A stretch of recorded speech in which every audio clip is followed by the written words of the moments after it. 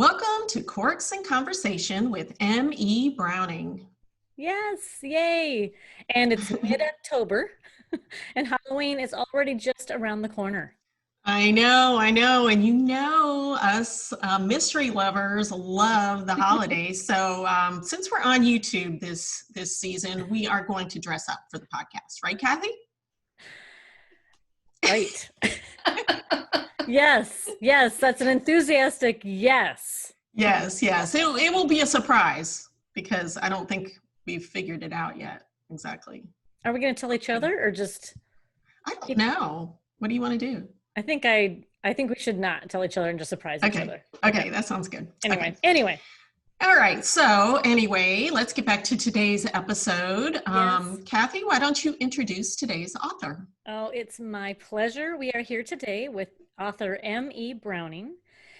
She has a really interesting and fantastic and honorable background. She served 22 years in law enforcement and retired as a captain before turning to a life of crime fiction.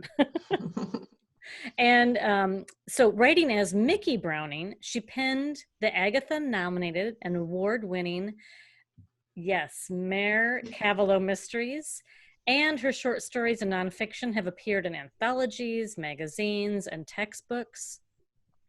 And now as M.E. Browning, she recently began a new series of Joe Wyatt mysteries with the first one entitled Shadow Ridge. Mickey is a busy writer. She's a member of Mystery Writers of America, International Thriller Writers, and Sisters in Crime, where she served as former president of the online chapter. So with all that, welcome, Mickey. Welcome. Well, thank you very much. It's a pleasure to be here.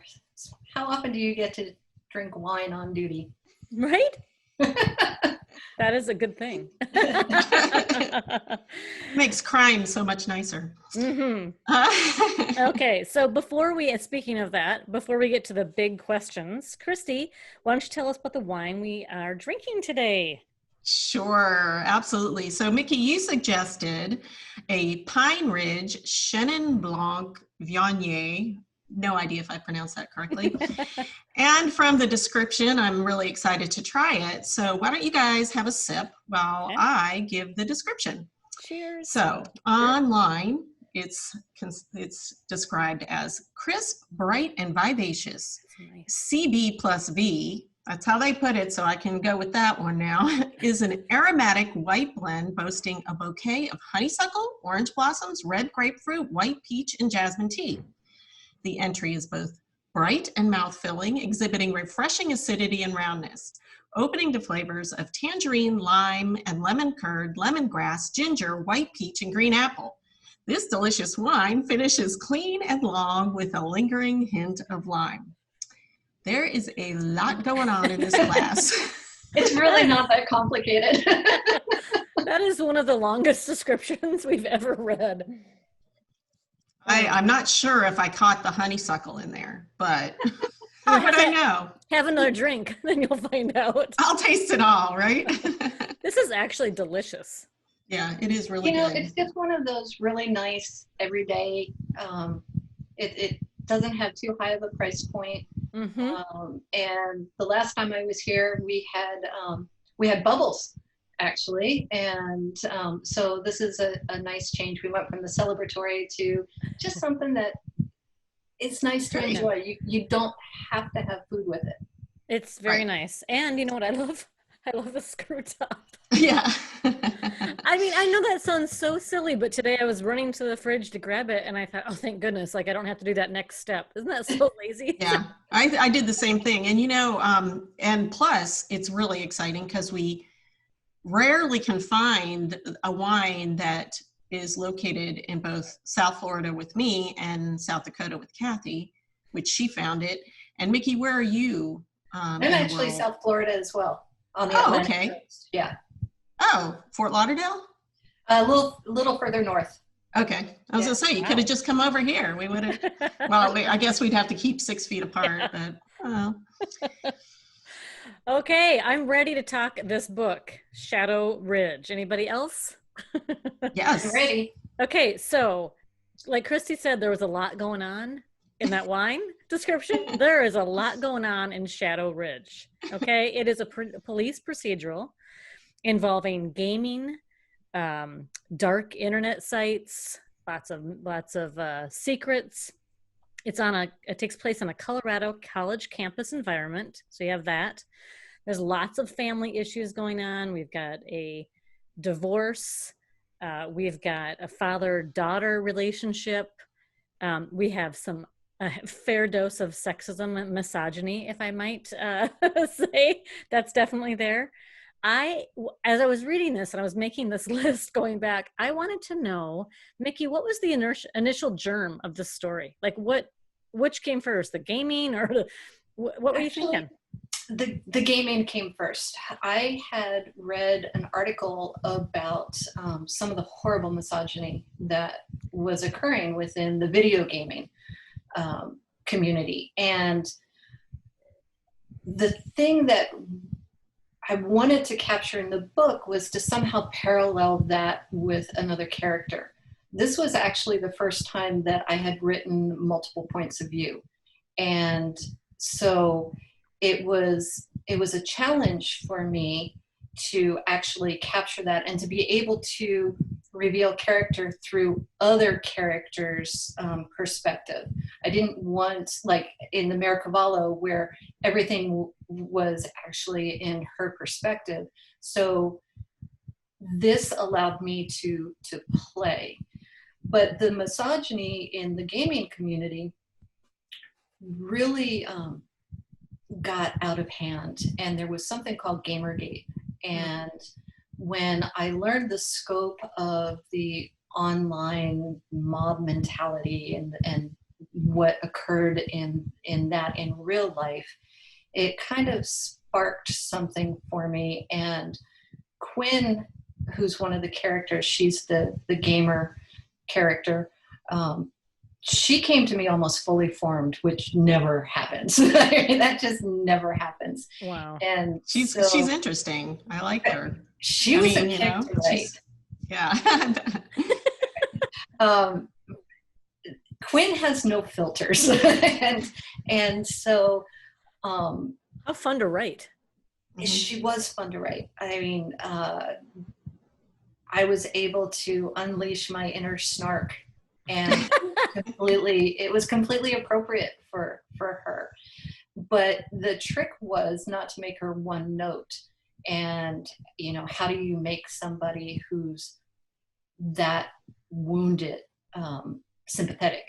And so I hope by the end that I succeeded in that. But yeah, so the gaming aspect. Oh yeah, I think you did. And I'm kind of curious if she's gonna show up in future books or whatever. Probably not.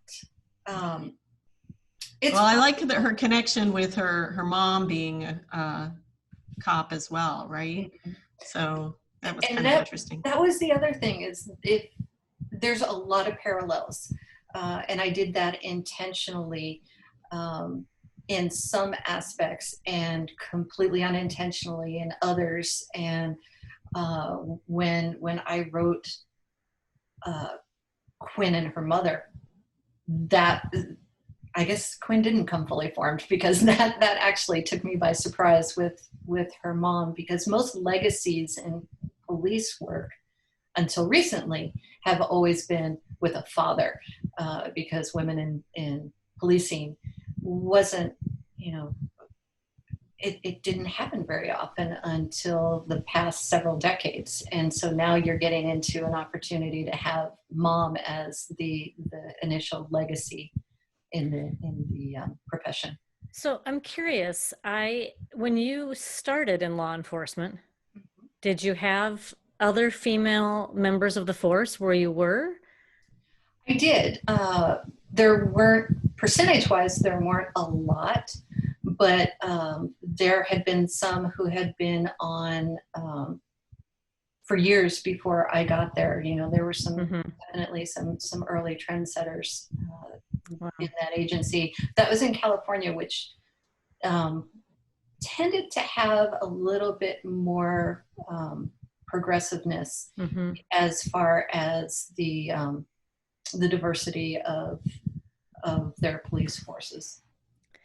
And then when you finished your career and you retired, did it look dramatically different? I wish I could say it did. Interesting. But it doesn't. It's nationwide, I think the percentage has climbed to about 12%. And there have been times where I served on 2 different agencies, but there have been times that on both of them that it dipped down into like 6% in the agency where I was at. And so it's up and down, and so we'll see. I'm hoping, I think the more diversified of a force you have, the better able you are to serve the community. Awesome. Cool. And we have noticed your incredible photos on social media of Colorado each week. And we know that this is placed in Colorado. So, you've got the California, Florida background. Why did you pick Colorado? And how does that influence your story? I lived in Durango for a while. In fact, that was where I finished my career, and Durango is in the southwest portion of Colorado. Gorgeous. All of those pictures that you see on my social media are from that area. Oh my gosh. And so I am intimately familiar with that area of Colorado, and I fell in love with it. And I knew I wanted to write about that area, and Durango served as inspiration, but my story is not set in Durango. If you were to probably erase about 50 years of growth of that particular city and have the population, and if you squint it, you probably have a really good idea of what Echo Valley truly looks like. That said, there are certain things that, much like Sue Grafton, if you're familiar with Santa Barbara and reading her books, there's sometimes where you're going, that sounds an awful lot like. I put the police station in the same area of Echo Valley that it is actually located in. But let me assure you, there are no coworkers in that book. Okay. Not a one. That was the next question. No, I don't do that. I'm picturing the tour buses now. Oh, gosh. The vampire series, they have like tour buses going through Washington now, like where she placed that series. I can't think of the name of it. What, Anne Rice are you talking about? Oh no, you're talking about the Twilight series. Yes, that. Anyway, I'm picturing Durango getting all these people because they're going to be huge amounts of fans coming through. Yeah, that's so optimistic. All right. Yeah. Awesome. Okay, so let's take a drink if anyone's interested. This is the time that we like to ask our authors who've joined us the question in the bottle. In theory, the question is maybe something you would find, worthy of discussion at the bottom of a bottle. But today we'll do it after 2 sips. Oh boy. Yeah. You need to take another drink. You never know. Sometimes they're very mild. Sometimes we can always pick a different one if you just can't do it. But okay. All right. Oh, now so if you could live on a beach, which would you choose? I think we should add, and why? I think that'll make it more. Yeah, you want a different question? No, I'm still curious. Okay. Well, most people are going to think that I would lean towards anything in the Keys because that's where the Maricavallo series was set, and they would be wrong. Ooh. I love winter beaches, and in California, there's an incredible beach called Cambria, And while it's central California, so it doesn't really, it doesn't get snow, that sort of thing, but it gets some really nice winter weather there. And it's just gorgeous. So is it north of San Francisco? No, it's south of San Francisco. Okay. Like on the way to Big Sur or San something? Luis Obispo, Morro Bay, that sort of thing. Oh, nice. Yeah. So like what temperature, when you're saying like winter, you're going to the beach in the winter, like are you talking like 40s? Like what is it? Yeah, it could get down into the 40s, but even 60s and wind at the beach can get, pretty chilly. But I like the tempestuousness of it. I mean, there's something magical about a winter beach to me. I love it. That's a brilliant answer. I have to say, I'm gonna drink to that. All right, Christy, you're up, Peach. Okay. I obviously have read your Maricavallo books written under the name Mickey Browning. And I love them as well. They're more like witty suspense versus the dark thriller of Shadow Ridge, is kind of how I would describe it. And I'm assuming that you use the different author names because of the different type of style in the two books. So is that the case? And do you prefer writing in one style versus the other? I have to say Shadow Ridge is the book of my heart. When I first started writing, I hadn't even retired from police work yet. And of course, I was going to write what I knew. I was going to do a police procedural. That didn't work out so well for me. I was too close for it, and it read more like a textbook. Which is no fun for anybody. And I got better in the second one, but I still didn't quite have everything down yet. And then I had joined the Guppies, which is the online chapter of Sisters in Crime, which now has 1,000 members. It's crazy how big it's gotten. We're familiar with that. That's a good organization. Yes. And I started taking different classes and working on my craft. And I took a class by Viognier, who teaches out of the UCLA Extension. So she's got chops. And one of the things she said is attributed to Earl Stanley Gardner, and it is to plot from the point of view of your antagonist, but write from the POV perspective of your hero. And it clicked for me because that's what an investigator has to unravel something, but it's already been done. Someone out there knows exactly how everything was done, and that's normally the villain of your story. And that just kind of broke everything loose. So I wrote, after that, I decided, you know what, I needed some more decompression time from by this time I had retired.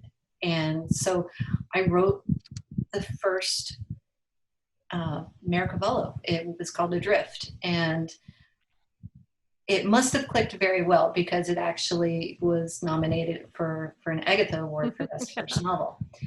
And I wrote another one thinking, all right, well, this is where I want to go. And then somewhere along the way, I started writing Shadow Ridge.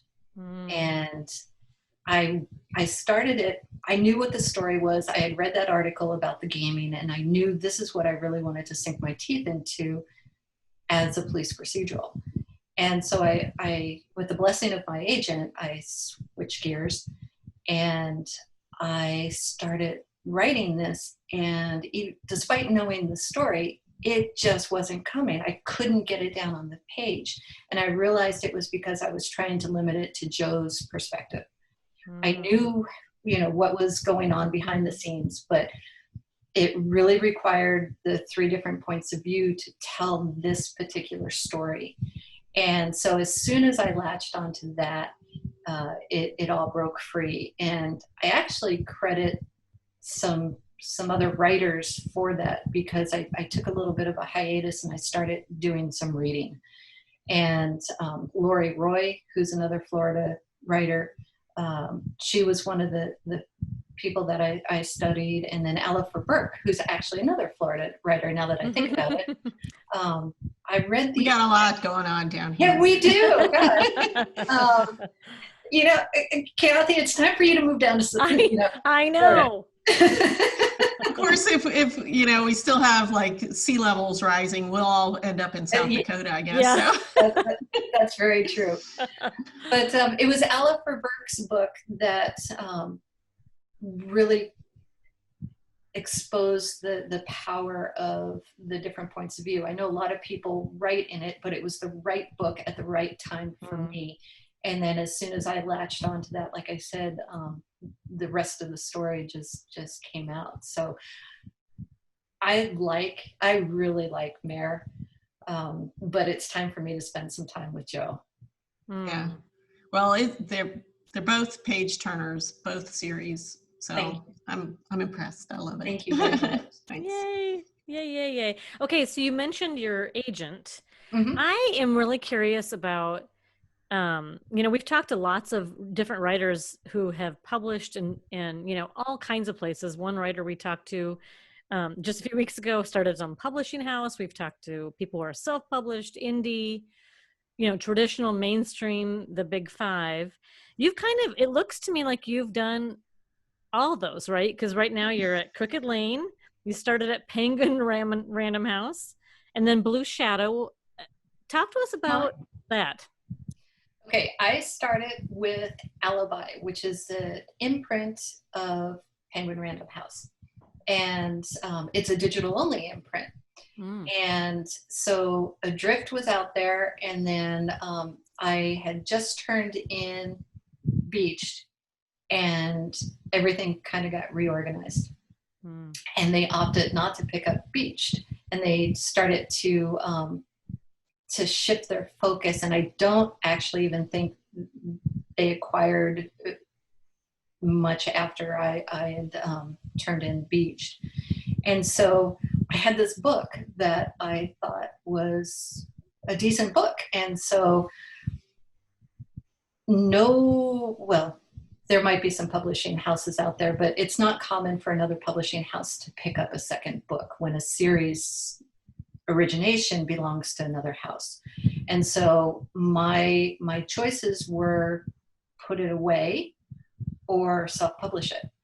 And so self-publishing it was. So Blue Shadow Mysteries is my publishing house, or imprint, I should say. Okay. And there's a learning curve to that, but I'm really glad that I did it, because it gave me a tremendous amount of insight into how publishing works and the dynamics and what is actually involved in the creation of a book that then someone can read. They have it delivered to them, open it up, and my words are there. And so it was really good. I decided to do it. I didn't sink any advertising or anything into it, because I knew this was a one-off. I wanted to get it out there. I was really happy when I earned my entire investment into the book back a little over a month. And so it made it worthwhile. It doesn't have, obviously, the reach that having Penguin Random House behind you does, but it's done well. It won the Royal Palm Literary Award for Best Mystery, and then the overall book of the year. So I'm really happy that I did that. Yeah. And so then when Joe went out, Crooked Lane Book picked it up, and on a 2-book deal. And so so there's more Joe coming. Well, there is more Joe coming, but for the first time I'm writing on a deadline. And it's like, All right, note to self. I know. That's the next interesting thing we'll have to delve into, Cathi, just as an aside, because I can't imagine trying to write that way and having that pressure. I don't know. Fortunately, I knew the story before getting into it. I'm not an outliner, but I have milestones. And so because I know the backstory to everything, I know what some of the plot points are, just because from an investigative standpoint, you have these things mapped out. And so that has served me well, but it's definitely, Joe's hopefully going to be around for a little bit, but there's a lot of marketing that goes along with a book launch. I mean, by the time this airs, the book will be out in the wild. And so that's really exciting for me. And in the meantime, I'm trying to juggle guest blogs for a book tour and, doing a Zoom launch and it's a lot different world. Balance. Yeah, it's a lot. So you've learned a lot. We've talked about how much this has been a learning process for you. And I'm curious, what do you know today about writing that you didn't know a year ago? And what do you anticipate learning a year from now? Okay, let's see. I knew fairly early on that writing was a long game. I'm not sure I appreciated how long of a game it could be. Yeah. From the time you get picked up to the time it actually comes out. Well, when you start, you naively think that, okay, I'm going to write a book. And that's all you focus on. Yeah. And then things change. Yes, they do. And so it is a long game.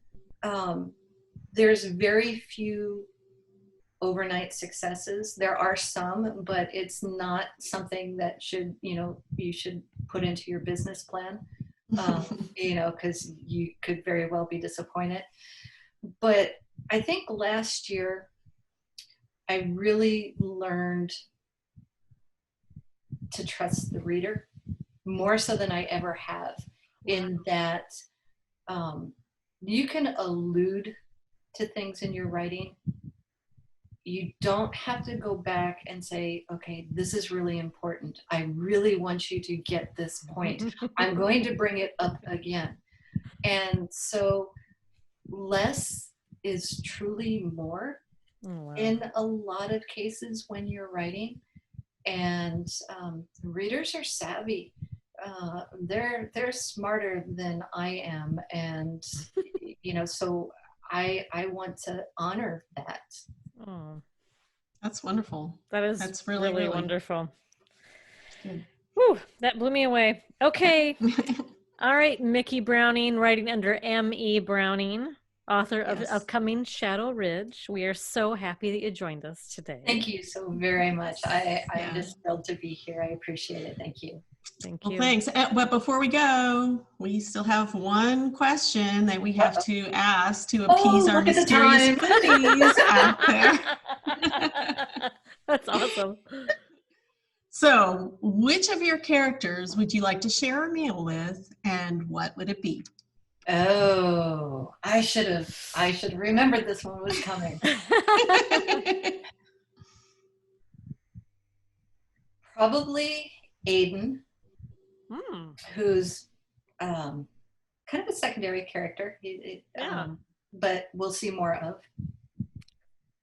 Possibly a lot more of. I'm trying to decide. And he's a product of Southwest Colorado, so it would probably be backstrap from an elk. Probably a rather bold red wine, probably a meat and potato kind of meal. So, and I'm good with that. That sounds good to me. And I would like to have a meal with Aiden as well. Yeah. we think you should put that in the next book. Okay. All right. I'll have to have, a Christie and Cathi characters in there too. Yeah, right. There's a podcast in there, oddly. It's so strange. Okay, so Mickey, and we know they will, if our listeners, want to learn more about you and reach out to you, what's the best way how can they find you? I'm really easy. My website is mebrowning.com. I tried to make it simpler than that, but I really couldn't figure out a way. And then, all the usual places. I'm on Facebook under Mickey. Most of them are under Mickey. I haven't, even though you might see ME, it's still a Mickey, at Mickey Browning sort of thing. I'm on Twitter and Instagram. And I'm always available on the contact form. I love interacting with readers. So, if questions come up or you just want to say hi, I have a newsletter sign up. You can do that as well. So there's, probably way too many ways to get in touch with me. Well, that's great. So we want to thank you once again, M.E. Browning, and for a twisty detective thriller that will not disappoint. You can order her latest book, Shadow Ridge. Yes. Such fun. Such a fun conversation. Cheers, everybody. Cheers. And everyone go buy Shadow Ridge. Thank you. Appreciate it.